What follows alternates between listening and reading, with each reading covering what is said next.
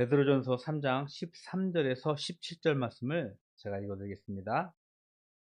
또 너희가 열심으로 선을 행하면 누가 너희를 해하리요. 그러나 의를 위하여 고난을 받으면 복 있는 자니 그들이 두려워하는 것을 두려워하지 말며 근심하지 말고 너희 마음에 그리스도를 주로 삼아 거룩하게 하고 너희 속에 있는 소망에 관한 이유를 묻는 자에게 대답할 것을 항상 준비하되 온유와 두려움으로 하고 선한 양심을 가지라.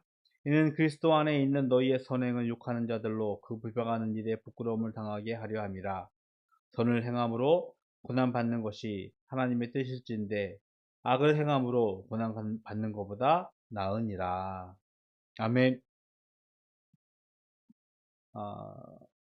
우리가 살아가는 시대에 매스컴이 발달하면서 이제는 막 전쟁도 실시간으로 중계받고 있습니다. 한 달 좀 더 된 것 같죠? 미국의 무차별한 공격으로 시작된 반발된 전쟁이 전 세계 정치, 경제, 문화 심각하게 영향을 주고 있는 것 같습니다. 이 현상을 보면서 전쟁과 폭력 그리고 탐욕과 우리가 뒤엉킨 혼돈의 시대를 우리는 엿보고 있습니다. 실제적으로 싸워지는 물리적인 전쟁뿐만 아니라 인간의 비열한 또 인간의 끝없는 탐욕이 민낯으로 드러나고 있어요. 아마 전쟁이 끝나면은 심각하게 대두될 문제 중 하나일 것 같은데 특별한 이슈가 일어나기 15분 전에 경제적으로 큰 변화가 있으면서 막대한 이득을 취한 이들이 있다고 합니다. 매스컴에서 이렇게 평가하더라고요. 수많은 사람들이 목숨을 앗아가는 전쟁을 삼아 개인의 사욕을 챙기는 이런 비참한 일들이 일어나고 있다라고 고발하고 있습니다. 이쯤에서 보면 정의는 더 이상 힘을 잃은 것처럼 보이고요. 정직과 선함은 오히려 손해와 희생을 강요받는 이유가 되고 있습니다. 참 안타까운 것은 이러한 세상 속에서 우리가 그리스도인으로 살아간다는 것이 더 힘들다는 것입니다. 자신의 탐욕을 위해서 모든 것을 정당화하는 세상과는 달리 그리스도인들에게는 희생과 양보를 요구하죠. 예수님께서 하신 말씀 기억하시죠? 원수를 사랑하라. 왼뺨을 맞고도 오른뺨을 맞고도 왼뺨을 대주어라. 기꺼이 희생과 헌신하셨던 예수님의 삶을 보고 그것을 따르는 우리들을 향하여 예수님이 그렇게 가르치셨으니 너희도 이런 불합리한 고난 속에서 기꺼이 희생하고 헌신하고 너희가 좀 손해를 좀 봐라고 세상은 우리에게 요구하고 있습니다.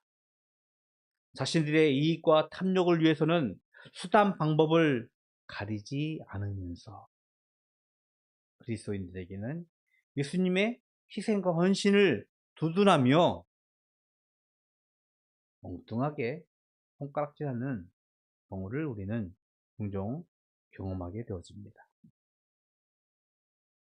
흥미롭게도 2000년 전 베드로가 이 베드로 성경을 쓸 때도 동일한 상황이 비슷한 상황이 초대교회 성도들에게 직면해 있었습니다.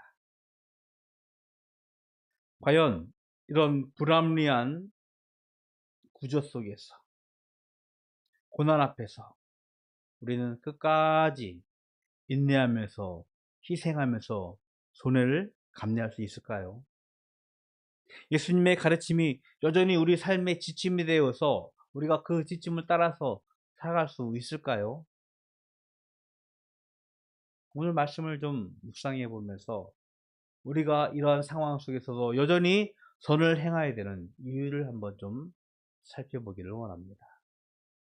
베드로는 이렇게 말씀을 시작하고 있습니다. 너희가 열심으로 선을 행하면, 우리가 열심으로 선을 행하라고 가르치고 있습니다. 여기서 선은요, 어떤 추상적인 관념의 선이 아니에요. 기독교가 가장 비슷한 종교인 카톨릭과 차별되는 중요한 이유는, 이렇게 표현하면 적당할지 잘 모르겠지만, 카톨릭은요 점차 산으로 가려고 합니다.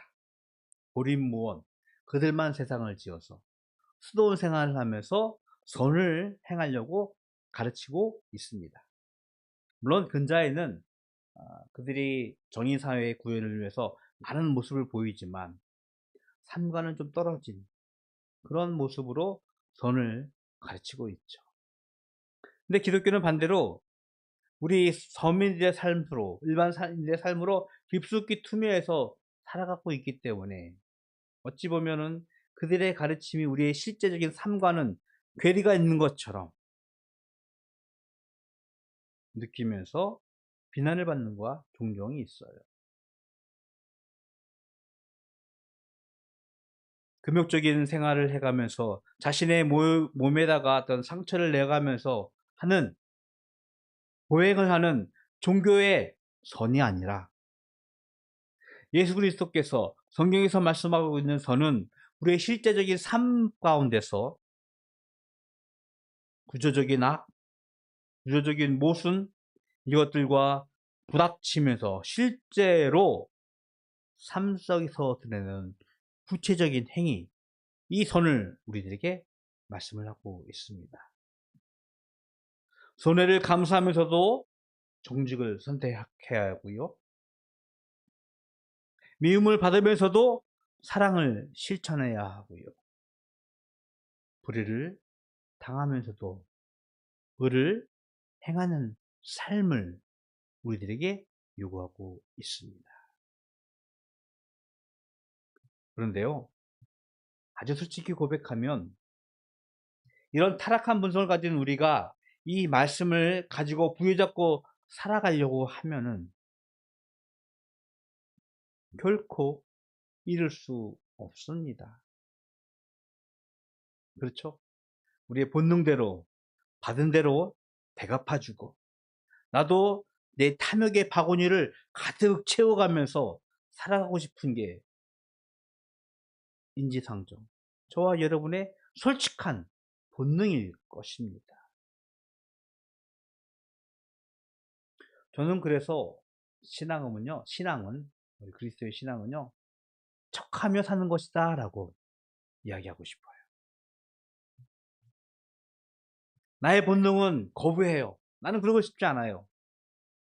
하지만 하나님께서 말씀하시기 때문에, 하나님이 우리에게 명령하시기 때문에 내가 그 순종의 자리에 나가서 억지로 나를 그 자리에 앉혀서 척하면서 살아가는 것, 그것이 신앙이라고 저는 생각합니다. 이것은요 결코 위선은 아닙니다. 여러분, 작심삼일이란 말 알죠? 작심삼일, 제도가 뭐지? 마음을 먹는 것? 3일? 네. 마음을 먹고 결단하는데 3일만 하면은 우리는 그것이 깨지는 것이 우리의 모습이에요. 우리의 게으른 모습이에요. 물론 안 그런 사람도 있습니다. 물론 더 빨리 깨지는 사람도 있어요. 그러나 그렇게 생각해요. 3일 정도 생각해보고. 그럼 3일마다 갱신하면 되잖아요. 3일마다 갱신하고, 3일마다 갱신합니다. 오늘도 우리의 삶이 조금씩 바뀔 수 있는 계기를 갖게 되어지겠죠. 척하는 것, 처음에 힘들 거예요. 어려울 거예요. 하지만 작심삼일 하듯이 3일마다 적심을 새롭게 하고 새롭게 하고 새롭게 하게 되다 보면 그것이 우리의 삶이 되어지는, 저는 이것이 영적 훈련이라고 생각을 합니다. 우리가 하나님의 말씀대로 척하면서 결단을 하고 살아보십시오. 그리고 그 가치를 계속 유지하려고 할 때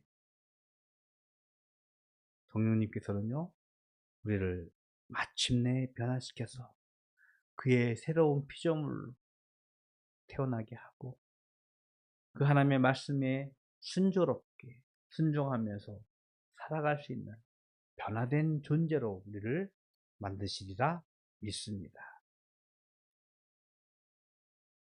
그러면 세상이 이렇게 묻겠죠. 왜 그렇게까지 사느냐? 적당히 속이고 본능에 충실하면서 쾌락을 쫓는 것이 더 인간적인 것이 아니냐라고 우리에게 물을 수 있어요. 욜로라고 하죠. 오늘 하루만 산다. 내일이 없어. 오늘 하루만 열심히 내 본능에 충실하면서 살아가는 것.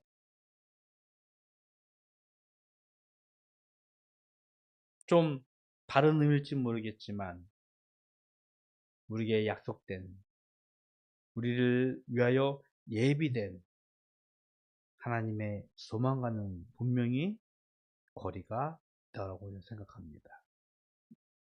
적당히 속이고 본능에 충실한 나의 탐욕의 바구니를 채우는 그런 삶이 아니라 그것을 거부하고 기꺼이 고난과 대응하며 살아가는 삶, 선을 행하는 삶. 오늘 베드로는 그런 자를 이렇게 고백하고 있습니다. 우리를 의를 위하여 고난을 받으면 복 있는 자라고 선포하고 있어요. 의를 위하여 고난을 받는다는 거 많이 들어봤죠? 예수님께서 가르치시는 산상수훈의 한 부분이죠. 의를 위하여 고난을 받는 자는 복이 있다. 예수님께서 우리에게 가르쳐 주신 삶의 원리, 삶의 방식, 그것과 맥을 같이 하는 베드로의 말씀인 것입니다. 하나님의 의를 위하여 감당하는 가난, 애통, 온유, 그리고 화평은요, 탐욕의 눈먼, 세상이 가지고 있는 계산법으로는 그들의 가치관으로는 도저히 헤아릴 수 없는, 측정할 수 있는 가치임에 틀림이 없다는 것입니다. 그들이 추구하는 것과는 우리는 분명히 다른 삶을 살 수 있다는 것입니다. 그렇다면 이 고난 속에서도 우리가 비굴해지지 않고 선을 행할 수 있는 근거는 무엇일까요? 도저히 척하면서 살려고 하는데 내 힘으로는 할 수 없지만 그것을 가능하게 하는 것은 무엇일까요? 15절에는요, 한 단어로 말씀하고 있어요. 너희 속에 있는 소망이라고 우리들에게 베드로는 가르치고 있습니다. 이 소망은요, 막연한 긍정이 아니에요. 막연하게 희망하는 것이 아닙니다. 이것은 우리를 위해 죽으시고 부활하신 예수님에게 있습니다. 그리스도인의 소망은요, 나의 어떤 마음 다짐, 결단, 작심 삼일, 거기서 시작하지 않습니다. 역사적으로 죽으셨고 부활하신 십자가의 사건, 그 예수님의 죽음과 부활이 우리의 소망의 근거가 되고 있음을 성경에서는 말씀을 하고 있습니다. 환경이 아니에요. 상황이 아니에요. 내 감정이 아닙니다.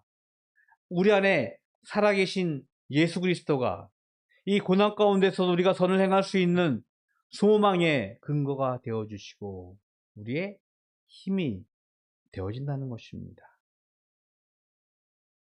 손해를 감수할 수 있습니다.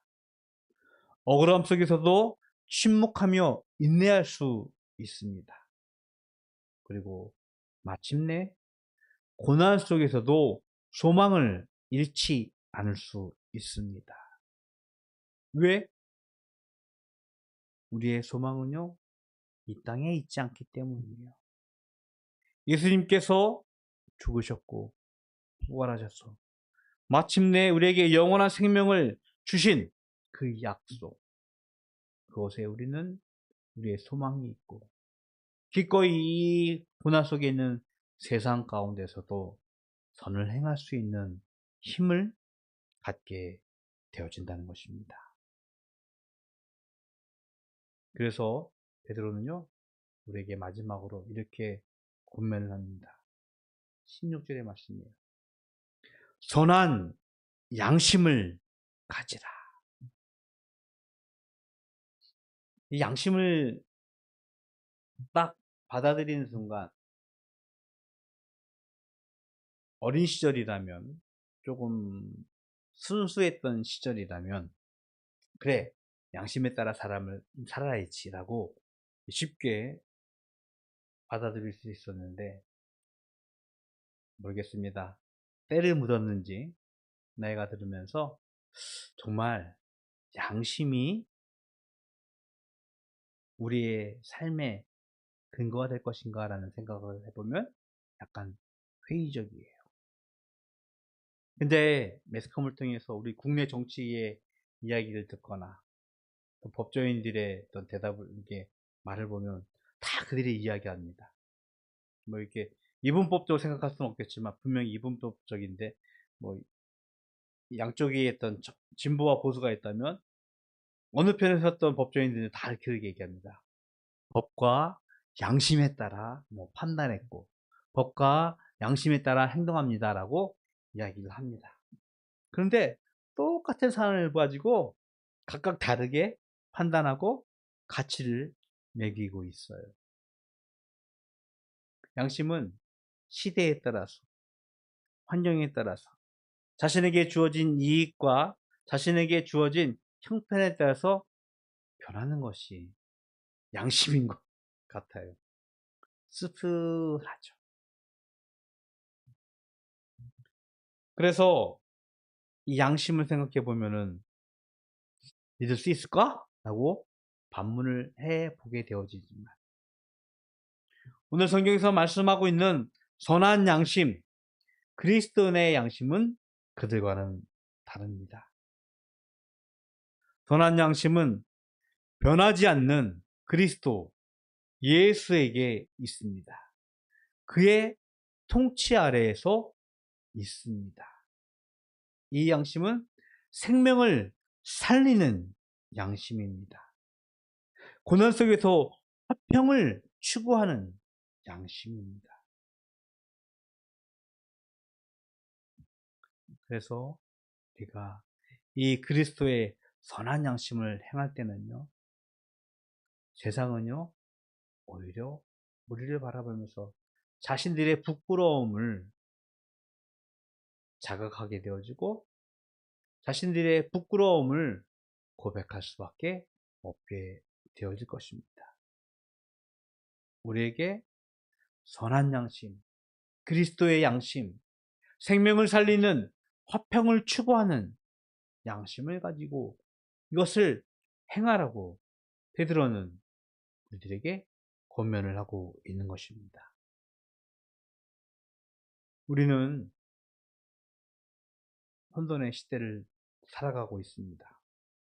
그리고 여전히 이 혼돈의 시대, 그리고 이 전쟁과 폭력의 소식은 계속해서 이어질 것이에요.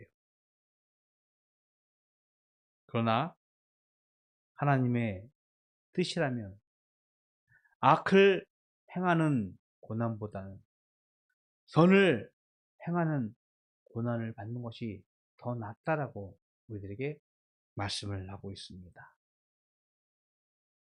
세상의 탐욕은 머지않아 사라질 망상이에요.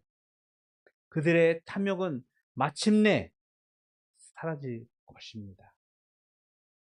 하지만 그리스도인의 고난은요, 우리가 생명을 추구하고 화평을 추구하는 가운데 그리스도의 선한 열매를, 생명의 열매를 맺을 줄로 믿습니다.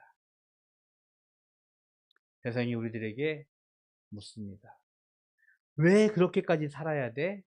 왜 기꺼이 희생과 헌신을, 아픔을 담당하면서 살아야 돼? 라고 묻는다면, 여러분 안에 있는 그리스도인으로, 그리스도의 삶으로 세상을 향해 대답해 주십시오. 비록 현실은 전쟁 같고 인간의 비열함 가운데서 우리를 혼돈스럽게 만들고 있지만, 우리 안에 있는 부활의 예수 그리스도, 생명의 예수 그리스도를 의지하면서 기꺼이 선을 행할 수 있는 성숙한 그리스도인이 되기를 주님의 이름으로 축복을 드리겠습니다. 우리의 참된 소망이신 예수 그리스도께서 여러분들과 항상 함께 하실 것입니다. 그것을 통하여 그의 의를 이루실 줄로 믿습니다. 기도하겠습니다. 하나님, 감사합니다. 세상은 우리를 향하여 왜 그렇게까지 살아가려고 발버둥 치냐고 묻습니다. 우리는 기꺼이 대답합니다. 생명이신 예수 그리스도, 평화이신 예수 그리스도께서 기꺼이 의를 하여 고난을 받으라고, 기꺼이 선한 일을 행하라고 명령하신 말씀 앞에 우리가 순종하느라고 대답합니다. 하나님, 그것이 우리의 삶이 되게 하시옵시고, 그것이 세상을 변화시킬 수 있는, 세상의 생명의 열매가 되어지는 저희들 되게 하여 주시옵소서. 하나님께 구별하여 예물 드립니다. 주일 예물로, 또 열심히 일한 소득의 10분의 1로 감사의 제목과 기도의 제목으로 드려진 모든 예물 주님 기뻐 받아주시고, 예물 드린 손길 기억하셔서 하늘의 신령한 것으로 그들의 삶을 가득 채우셔서 하나님의 선함과 의로움이 날마다 넘쳐나는 하나님의 복을 누리게 하여 주시옵소서. 지금은 우리 구주 예수 그리스도의 은혜와 하나님 아버지의 그 크신 사랑하심과 성령님의 교통하심이 불의한 세상 속에서도 기꺼이 하나님의 선을 행하기로 작정하고 결단하는, 그리하여 생명을, 화평을 누리기를 소원하는 모든 성도들 머리 위에 영원토록 함께 있을지어다. 아멘.